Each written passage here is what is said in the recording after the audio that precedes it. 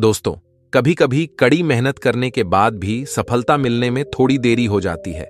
हमें ऐसी स्थिति में धैर्य बनाए रखना चाहिए।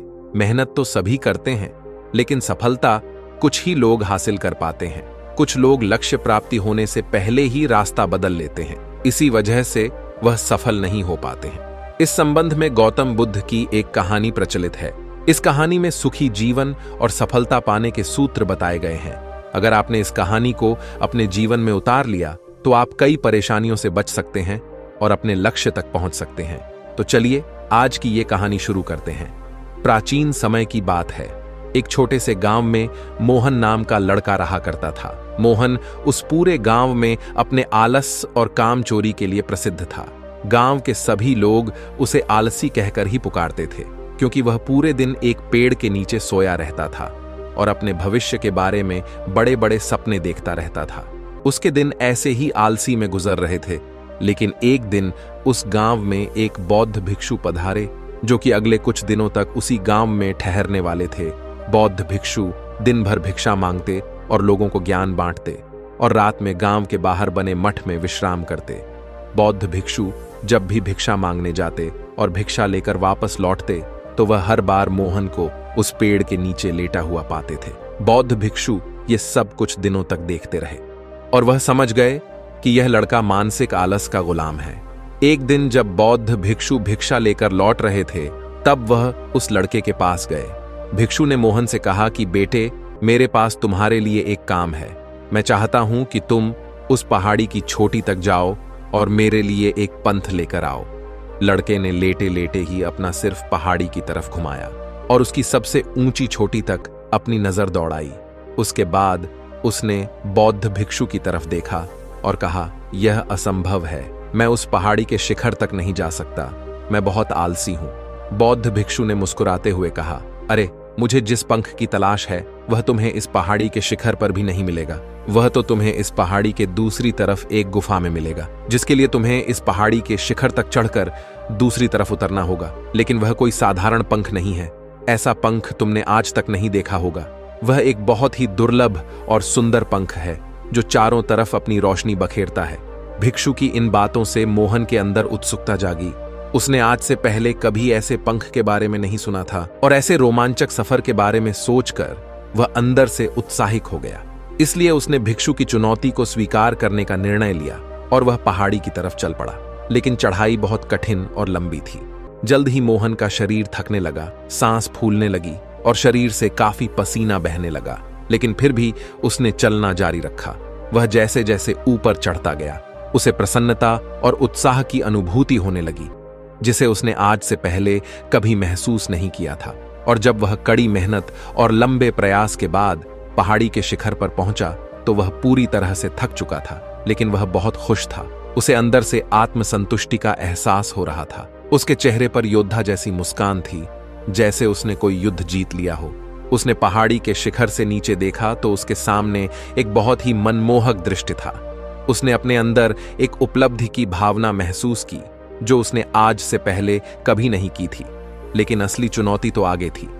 मोहन को पहाड़ी की दूसरी तरफ उतरना था और उस गुफा को ढूंढना था जहां पंख के मिलने की बात की गई थी। नीचे उतरना और भी ज्यादा मुश्किल और खतरनाक था, क्योंकि ढलान ज्यादा खड़ी थी और चढ़ाई के समय मोहन कई बार लड़खड़ाया और गिरा भी था।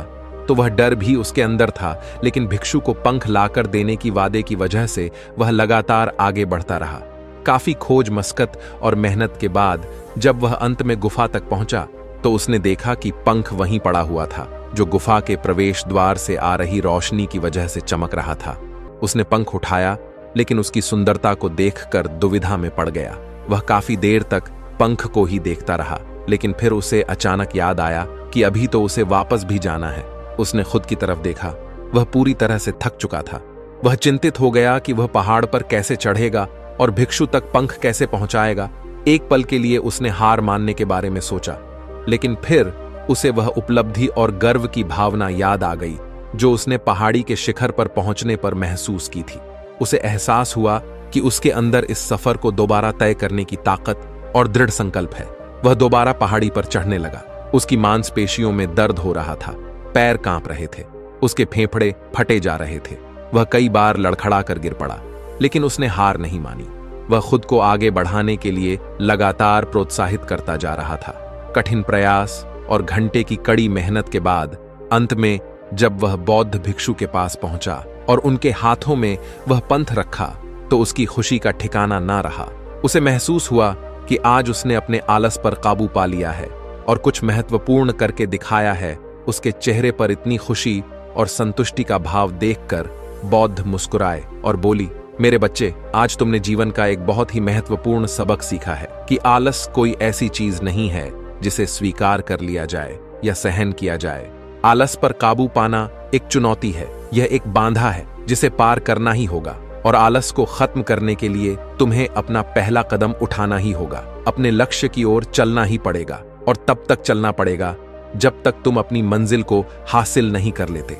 मोहन ने भिक्षु के शब्दों को, उसकी गहराई और उसके महत्व को समझते हुए मैं अपना सिर हिला दिया और आज उसे एहसास हुआ कि वह हमेशा से ही महान और बड़ी चीजें को करने के लायक था, लेकिन उसके आलस ने उसे रोक रखा था। लेकिन अब वह जानता था कि उसके रास्ते में किसी भी आने वाली बाधा को दूर करने के लिए उसके पास ताकत है। इसके बाद भिक्षु ने मोहन को आशीर्वाद दिया और वहां से चले गए। दोस्तों, इस छोटी सी कहानी से हमें यह शिक्षा मिलती है कि जब हम असंभव लगने पर भी अपने लक्ष्य को प्राप्त करने के लिए खुद को आगे बढ़ाते हैं, तो हम अपने भीतर एक ऐसी ताकत और संकल्प की खोज करते हैं। इसके बारे में हम कभी पहले नहीं जानते थे। आलस पर काबू पाने के लिए हमें खुद को चुनौती देनी चाहिए और बड़े महत्वपूर्ण लक्ष्य बनाने चाहिए। फिर चाहे वो लक्ष्य कितना ही मुश्किल क्यों ना हो, हमें लगातार खुद को अपनी शारीरिक और मानसिक सीमाओं से अकेले रहना चाहिए और असफलताएं और बढ़ाएं का सामना करने के बाद भी हमें मजबूत बने रहना चाहिए।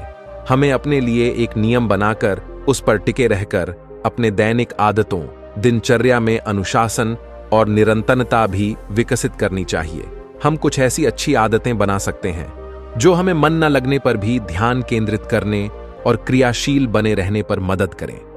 दोस्तों, उम्मीद करता हूं यह छोटी सी कहानी आपको पसंद आई होगी।